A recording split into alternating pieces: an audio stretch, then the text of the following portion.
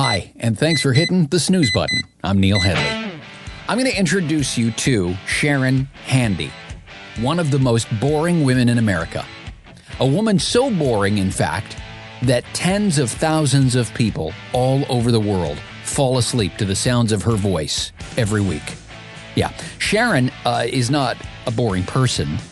She's a wonderful person. She just has an incredibly boring podcast, and that's on purpose. It's called Boring Books for Bedtime, and it's been going for a while now. Over 500,000 downloads of various episodes that Sharon has put together where she takes books and reads them in the most boring delivery possible, all to help you try to fall asleep. Here's Sharon Handy. Sharon, I'm going to start you with exactly the same question that everybody on the show gets, whether you are, the lead singer of a rock band or a world-class neuroscientist. Everybody gets the same first question. How did you sleep last night? As a maker of a sleep podcast, I'm embarrassed to tell you that last night was the first good sleep I've had in 5 days. Wow. Yeah. Okay, well, wait a minute. Now I'm intrigued. So, I don't want to say why didn't you turn to your own podcast, but so is it something specific? Can we dive for a second into what was up? What did you try? What did you do when this happened? Because I'm sure for someone who does a fall asleep podcast, it must be a curveball for you every once in a while. It is, and I can answer the question as far as can I use my own podcast? And the answer is no. It's like tickling yourself. When I listen to my own podcast, all I do is criticize myself or, this is terrible. Why didn't I do this better? But it's actually a topic that I wish you would cover on your podcast. I am a person of middle age, and the link between menopause and insomnia, and it has been bedeviling me for about 6 months. So it's just something that I've really struggled with in the last, 6 months. Okay, see, now I have marching orders. I love homework. This is good. I wish more people would talk about it, because when you start poking around or just talking to your friends who are of the same age, it's chronic. It's everywhere. And we're not talking about it in a way that I think is very effective at all. Okay, so, well, then let's talk about it for a second, because, the entire genesis of boring books for bedtime is fascinating for me because, is that where your background is? Are you somehow connected to the sleep world outside of your podcast? Or where did all of this start, and where did the idea come from to even do it in the first place? The idea actually came from my stepson. When I got married to my husband, my stepson was about 8 years old, and I had never had a child. So having a child in the house was a very new experience for me. And he woke me up one night. He'd had a bad dream. And I thought, okay, I can help you with that. I can read you a book. I have a lot of children's books around because I work in children's museums. That's actually my career. And so I pulled a book down off the shelf, and it was Black Beauty. Great book. And I started reading to him about that. And a few pages in, he said, "This is too interesting." It was about 3 a.m. and he wasn't going to sleep. And he actually said, "Do you have anything that's more boring?" I was like, well, I'm a literature major. Yes, I do have something that's more boring. So I went and pulled down Common Sense by Thomas Paine, and it put him right out immediately. And I thought, well, that's interesting. And, yes, exactly. So after that, it became a thing with us. Can you get the boring book? If he couldn't sleep, I would go get the boring book. And I mixed it up. There's a lot of writers that are perfectly boring for an 8 or 9 year old. But from that, it just went into the back of my head. People need things to help them. And he's 23 now, but it just never went away. And a few years ago, I started thinking about some friends that were having issues sleeping. And I thought, well, what about the boring book? What about the boring book? And I already had a podcast. I thought this could be a podcast. And I started looking around. There's a few others out there, not too many. And I thought, I can do this. I can read people boring books. I have a wealth of books that people would find endlessly boring because I love science, I love history, and I know a lot of people don't. So I just decided, let's try this. And boy, it took right off. Now, the way that you're doing the show right now, there's one new episode every, week, right? Yeah, it comes out every Monday. Okay, so we made the joke about Thomas Paine and apologizing to Thomas Paine. Obviously, he's not here for us to do that. I'm curious about the selection of the material, and is there ever anybody, I mean, there's a number of episodes on the shelf. Have you ever heard from anyone that was offended that you called a certain book boring? I've had 2 comments in the entire time that I've done it. Now it's been about a year and a half that they were like offended that I had called Walden boring. But but they still listened. I know they listened to it because they told me they did. But it was sort of a joking offense. But generally, no, nobody does. And because I only deal with books that are in the public domain, everything's prior to 1923 on my website or my podcast. So, no, I don't hear from the authors. They're all dead, right. Conveniently for me. But they generally no. People are loving what I'm putting out, and everyone has their own weird one that they love. I'm wondering what the selection process is. How do you go through picking what this week's episode is going to be? It is all me, Neil. It's just what I find interesting, which I'm going to just confess that this podcast is completely self-indulgent in that way. I love information. I love science. I love weird stuff. And I go out and typically through Project Gutenberg, which is just a fantastic resource for ebooks that are all in the public domain. They're all free. Anyone can browse through there. And a few people have written me and requested some things, including one was how to get the most out of your Victrola. Like, this is the weirdest book ever. But it was so fun to read because it ended up being all about musical styles. And I'm reading this and I'm realizing as I'm reading this was a time when people did not have ready access to music. Nobody did. And it was really this miracle that was in people's houses. It's these interesting windows into worlds that we just have no conception of anymore. But they're still boring. So are you okay with the idea of becoming known as the boring lady? Yes. Yes, I'm perfectly fine being boring. That's the whole point. The books are not boring. I'm the boring part of the podcast because of the way I've which is in a fairly boring and monotone voice. I don't think the books themselves are necessarily boring. It's about the presentation. It's fascinating, the whole idea to me. I mean, I've talked to people before about things like meditation and sleep and those sorts of things. And Linnell Schneeberg, who runs the sleep program at Connecticut Children's Medical Center, but she's also an assistant professor at Yale School of Medicine. Her number one recommendation is if you're having trouble sleeping, the best cure she says you can have is a book light and a boring book. And I feel like this is an even better. Now, the challenge for me, and I wonder if you ever have anyone tell you this, the challenge for me is that I can't sleep, for example, with earbuds in. I can't have anything touching my face. I can't have anything touching my head. I'm supposed to get a CPAP machine for my sleep. It's not going to happen because, my theory is there's a reason that Darth Vader was so cranky in all the Star Wars movies is he had that thing stuck to his face all the time.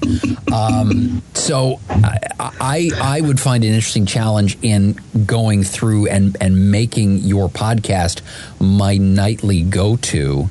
But apparently the idea is sound because, you've got all kinds of sleep researchers and doctors and things out there saying, no, boring book, get engrossed, but not too engrossed in a boring book and you're off to the races. So what kind of reaction have you had from people? Nothing in the way of I can't sleep with earphones in. I think it's becoming more and more common. And I think for my audience right now is more than 60% under the age of 34.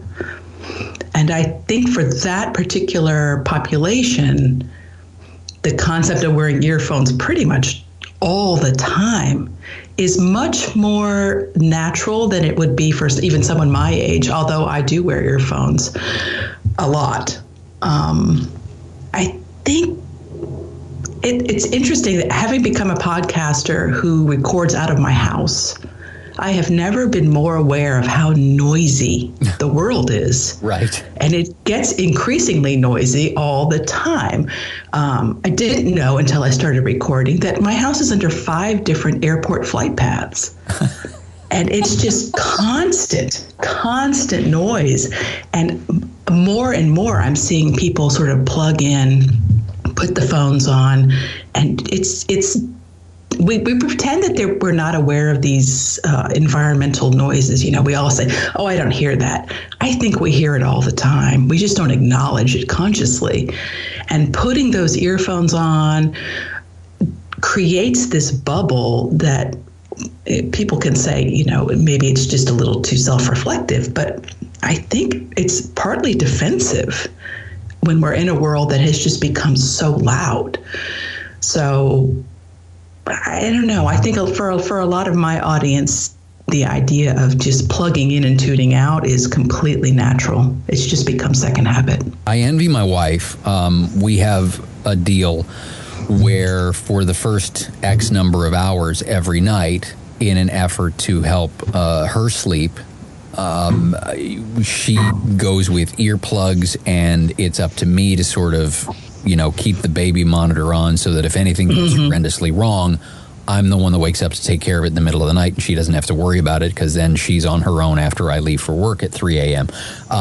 But I've always been envious of her ability to wear earplugs because so far I can't even do that. But I feel like with resources like yours and with all these meditation apps and all these different things out there, there's an entire world that I'm missing out on because I have this preconceived notion that I just won't be able to do it. And I feel like maybe this is work I need to do personally to try and get past it. But I'm curious for you as well, if you say that, and you're right, I completely get the idea of the trying to tickle yourself in terms of being able to listen to yourself talk. And your episodes are almost an hour long. And so that's a long time to listen to you if you don't like listening to you. So what do? You say you've had trouble for the last 5 nights, and you've been, to put it indelicately, going through the change for the last 6 months and can't sleep. So what are you doing? What's your trick now if you can't lean on yourself? I have people who read me bedtime stories. There's a few YouTubers that I use pretty regularly. This is the weirdest thing. For some reason, Ken Burns' documentary, The Civil War, becomes this kind of weird meditative track, and it was on Netflix. And I don't know if my inability to sleep over the last few nights is related, but it just dropped off Netflix. So I can't use that anymore. And it's not a great documentary in many ways. It's very problematic, but it's the repetition of that noise, which I could recite to you at this point, having listened to it so many times. It is meditative. It's like a mantra. And so listening to the same things over and over again. And I know my own listeners, I put out a new episode every week. Some people listen to all of them, but I know some people listen to the exact same episode every night because they've told me this is the one that does it for me. So I listen to it every single night, and it becomes that meditative mantra that will put your brain in a different place and knock you out. Have you ever put one out that the response was such that you thought to yourself, or maybe even as you were recording it, you thought to yourself, nope, this one isn't as boring as I thought it was going to be? I've thrown a few away, that's for sure. And there are definitely certain episodes that are more popular than others, but everyone has weird things that resonate with them. I had a gentleman tell me that I read the Apple Media Terms and Conditions as an episode. And for some reason, he thought I really wish somebody would read the terms and conditions. And that's how he found me. That's just the weirdest, most off the wall thing that you could choose to do. But he found me and he listens to it every night. There are other episodes, though, that to my surprise, have been incredibly popular. Like I read H.G. Wells' Short History of the World. For some reason, people love that episode. I don't know why. Why that one? Whereas others just don't hit. But that's okay. I mean, everyone's got their thing. People will tell you that they've got their favorite episodes. Do you have a favorite of your own? A favorite. I love Mrs. Beaton's Book of Household Management. It's this fantastic 1,000-page volume about everything to do with a 19th century household. And one of the episodes I read was like the duties of a butler, which I had no idea about. And again, this is something I'm reading because I'm fascinated by this. This is straight to my Downton Abbey loving heart. And people love that book. They love that book. It's so weird. It's so different. But I think it's just weird enough to keep you interested. It's not weird enough to keep you awake. I think that's the key. Wow. Okay, so I know the episodes, once they get out to the world, are somewhere in the neighborhood of between 45 minutes and an hour. How long does putting an episode together take? Because I know for me, I try to think about what it would take for me to read something that lasted 45 minutes or an hour. That's not to go too far behind the curtain and get into too much, behind the scenes. That would take me 87 takes to get through that long. How long does an episode take to put together? The reading is about an hour and a half, and half of that is stopping for the airplanes and the fire engines and everything going by the house, because I don't have a professional studio. And I cold read everything, which is a weird thing to say, but it's the truth. I don't practice. I read through very briefly to see, this is kind of interesting. But I figure if I'm not interested enough to sound like I'm engaged, then people aren't going to really love it. So I just sit down and I just start reading. And I've typically never read that work before. And when I get to about an hour of recording, I turn it off, and that's it. And then after that, it's maybe 2 to 3 hours of editing. So call it 3.5 to 5 hours for an episode. Actually, yeah, you just struck something else that I meant to ask early and didn't think to hang on to this question. You obviously don't get, perhaps the terms and conditions, maybe one could read out loud in an hour, but I'm assuming you don't get through most works, do you? No, not at all. So what happens then? Is there a part 2 or how do you approach that? For some of them, if they feel popular, if people have really responded well, then I will give you a part 2 later on. I try to mix them up. So, there's a science one, there's a history one, there's something from classical literature, there's something odd. That's kind of the pattern for a month. So typically I would do maybe a second or a third part of just a random work at least once per month. There'll probably be more because at this point I have so many in the library that are part 1. It's really time to do more part 2s, I think. I'm riveted. I love this idea because honestly, and again, talking shop for a second, I've spent the last 40 years trying to make sure that when I talk, people are paying rapt attention. And so the idea of deliberately trying to lull them to sleep. Everything I've ever done has been connected to trying to get people to pay more attention and perk up. So it's completely foreign to me. I love the idea, and I may end up having to try this on my own. I'm going to add it to the list of things because this experiment requires that whatever things I'm going to try in an effort to fix my own sleep, I figured it would be fair to try things for a couple of weeks at a time, just to give my body a chance to adjust to whatever and, shake off the shackles of whatever thing I had tried before that didn't work, get that out of my system. So I feel like I need to get over my fear of going to sleep with earbuds and try this for a couple of weeks. If I'm going to do it, what's the best first episode to start with? Ooh, that's a good question.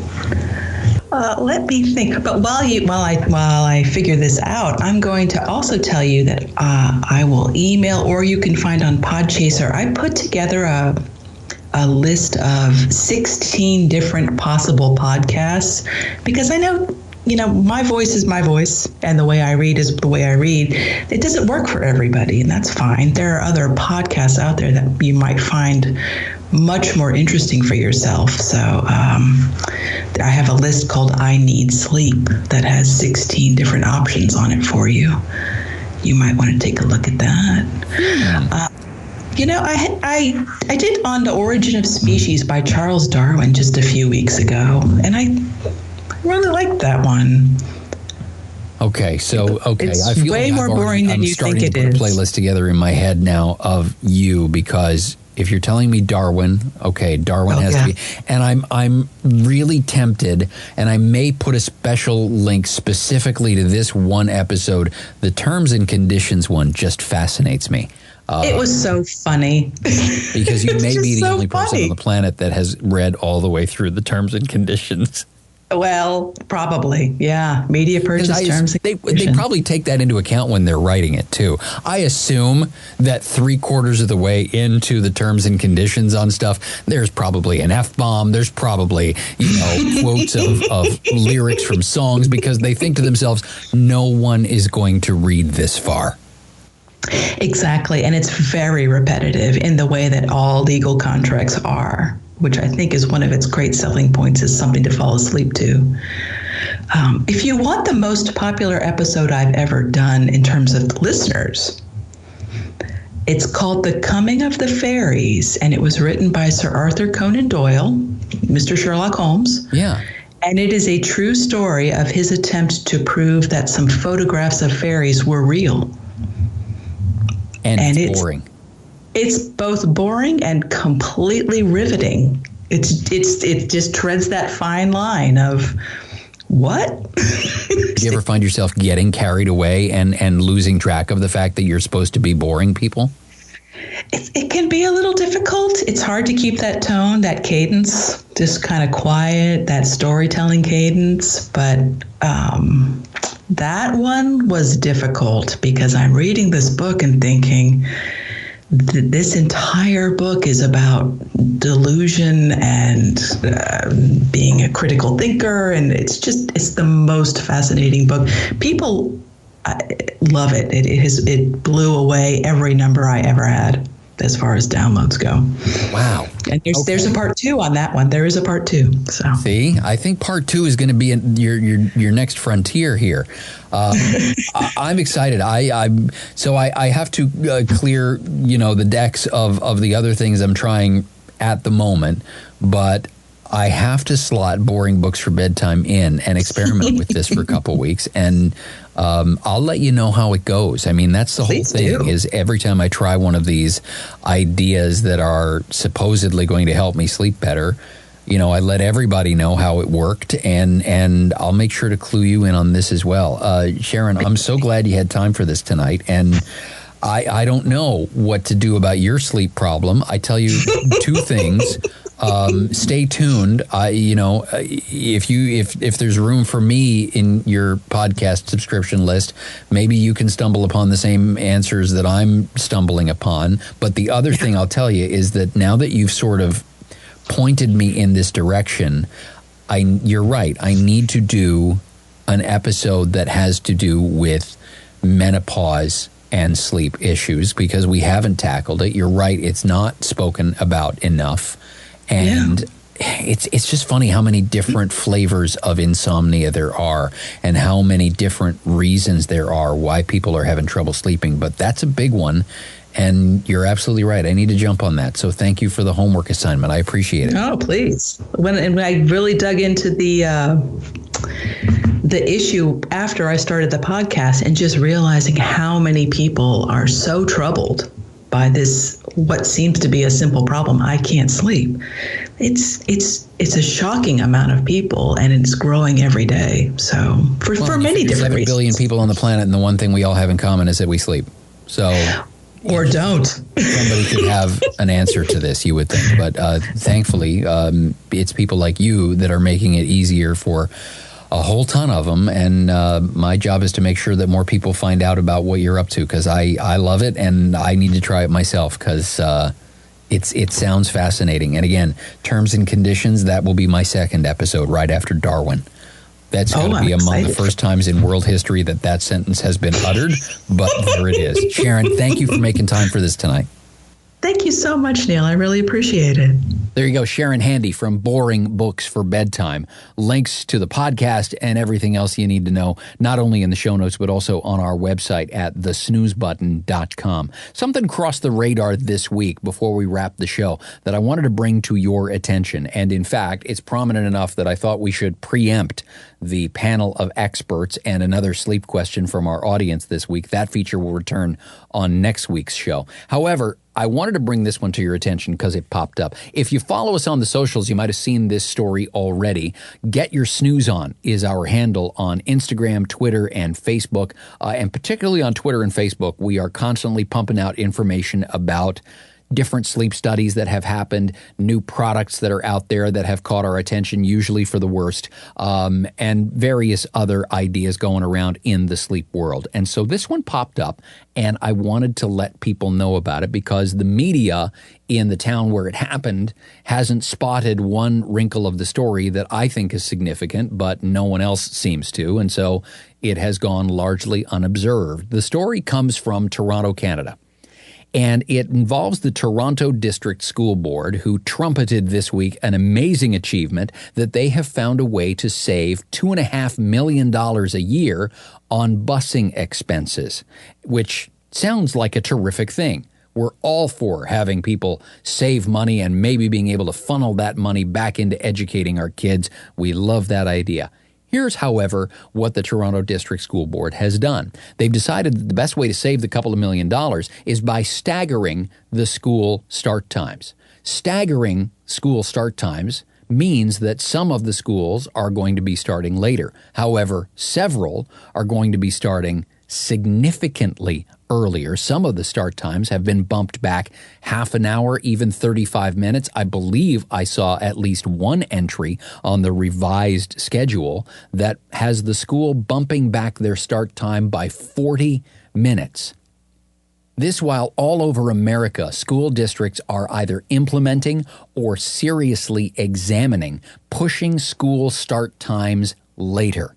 Why are they doing that? Because of the overwhelming amount of science that points with absolutely no room for doubt that there are significant health benefits for kids and significant performance improvement benefits for kids. They get better grades, they get in less trouble, and let's not even get started on talking about car accidents involving teenagers that are driving themselves to school.